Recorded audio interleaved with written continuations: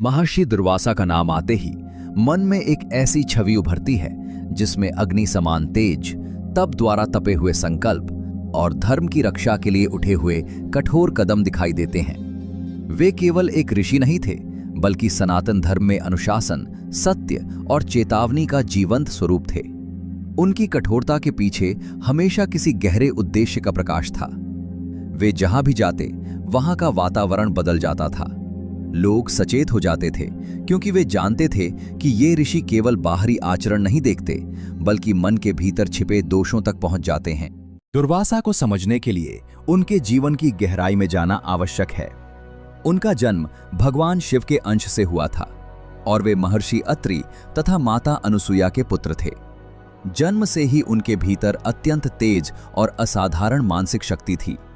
बचपन से ही वे सामान्य बच्चों की तरह नहीं थे। उनकी जिज्ञासा प्रकृति से जुड़ी थी।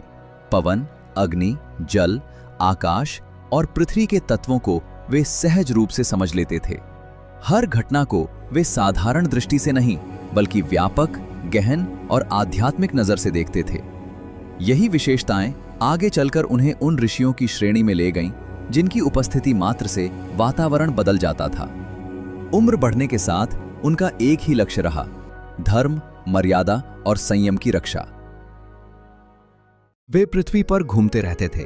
जंगलों, पर्वतों, नदियों किनारे उनकी यात्राएं निरंतर चलती रहती थी। वे किसी एक स्थान पर ज्यादा नहीं रुकते थे। ये निरंतर यात्रा भी एक प्रकार का तप था, ताकि मनुष्य समाज समझ सके कि ऋषि का कर्तव्य केवल ज्ञान देना नहीं, बल्कि सत्य की स्थापना करना भी है। उनके जीवन में कई महान घटनाएं दर्ज हैं, जिनके बिना उनकी कहानी अधूरी है। इंद्र और माला का प्रसंग, जहां से समुद्र मंथन शुरू हुआ। देवताओं ने असुरों पर विजय प्राप्त की थी। विजय का उत्साह पूरे स्वर्ग में फैला था। इंद्र सहित सभी देवता गर्व से भरे हुए थे। उन्हें लगा कि उनका वैभव अब अटूट है और कोई शक्ति उन्हें हरा नहीं सकती। उसी समय ऋषि दुर्वासा स्वर्ग पहुंचे।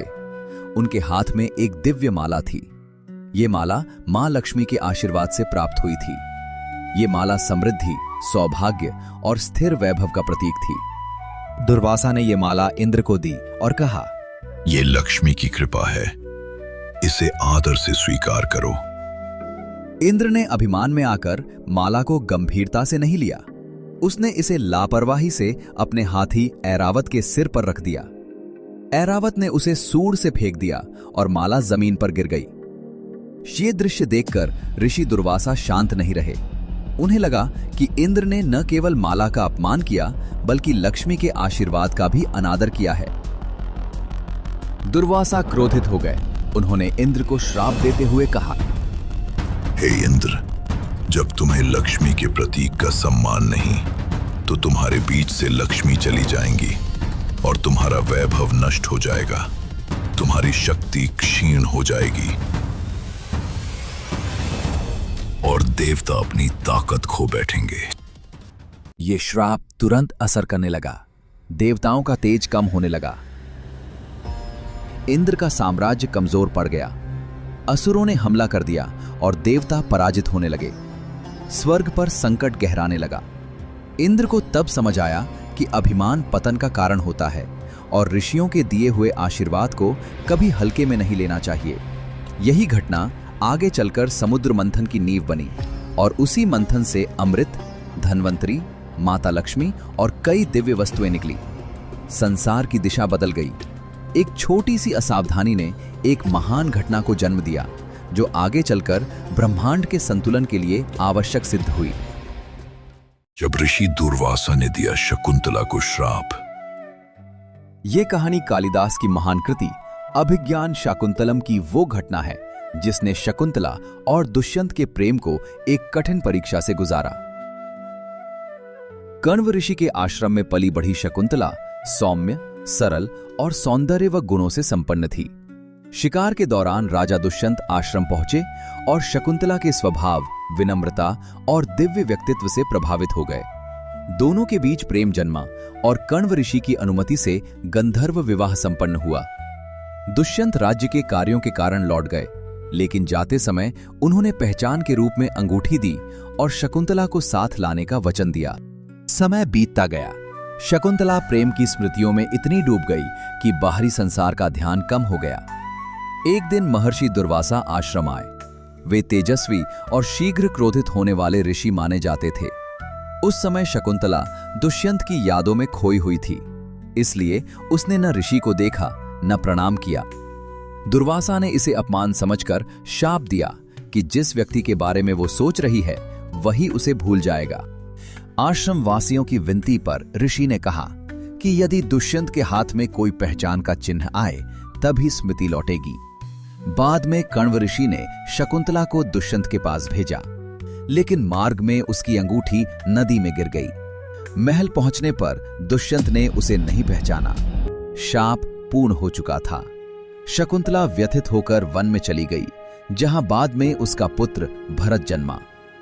कुछ समय बाद एक मछुआरे को मछली के पेट से दुष्यंत की वह अंगूठी मिली। अंगूठी हाथ में आते ही दुष्यंत की स्मृति लौट आई। वह तुरंत शकुंतला को खोजने निकल पड़े और अंततः उसे भरत सहित पाया। प्रेम फिर से पूर्ण हुआ और परिवार एक हो गया। दुर्वासा का कोप और ऋषि विश्वरथ, जहां धैर्य की परख हुई। दुर्वासा के जीवन में एक घटना ऐसी भी मिलती है जब एक युवा साधक विश्वरथ ने उनकी सेवा की। वह साधक सौम्य, धैर्यवान और तपस्वी था। एक बार दुर्वासा ने उसकी परीक्षा लेने का निर्णय किया। वे अनेक महीनों तक उसके आश्रम में रहे। वे कभी समय पर भोजन मांगते, कभी अचानक किसी और वस्तु की इच्छा प्रकट करते। कई बार ऐसा होता कि वे घंटों तक मौन रहते और फिर एक ही क्षण में किसी कार्य का निर्देश दे देते।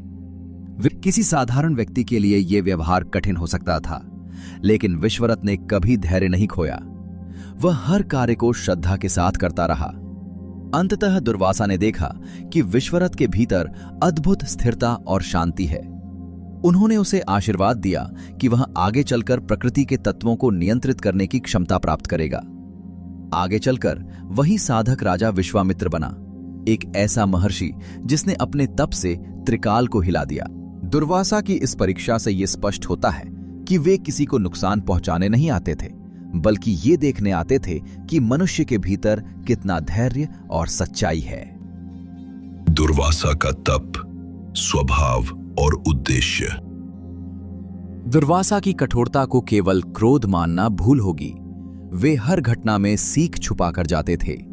उनका जीवन एक संदेश था।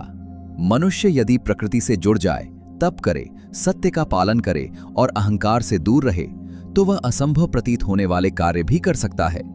केवल मनुष्यों के गुरु नहीं थे, बल्कि देवताओं, असुरों, नागों और गंधर्वों तक के आचार्य थे। उनका ज्ञान इतना व्यापक था कि वे किसी भी घटना का परिणाम पहले ही समझ जाते थे।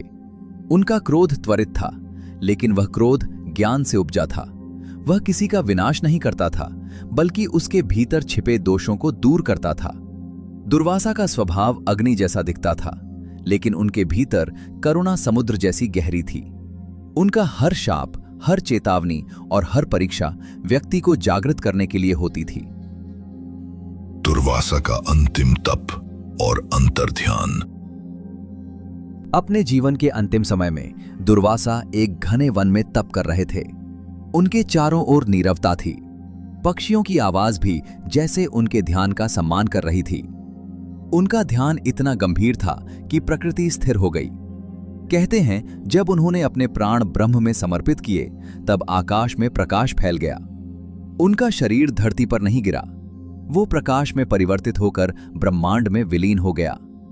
आज भी कहा जाता है कि दुर्वासा कहीं न कहीं इस सृष्टि के नियमों पर दृष्टि रखे हुए हैं, क्योंकि उनका जन्म उद्देश्य से हुआ था और वह उद्देश्य कभी समाप्त नहीं होता। ऋषि दुर्वासा का संदेश आज के समय के लिए। दुर्वासा हमें सिखाते हैं कि अनुशासन बिना बोले भी प्रेरणा बन सकता है। क्रोध यदि पवित्र उद्देश्य से हो तो वह चेतना को जगाता है, तब ही मनुष्य को अंदर से मजबूत बनाता है, और अहंकार का अंत हमेशा विनाश में होता है। उनकी पूरी कथा एक संदेश है। मन की शुद्धता ही सबसे बड़ा धर्म है और आत्मनियंत्रण ही सबसे बड़ी शक्ति।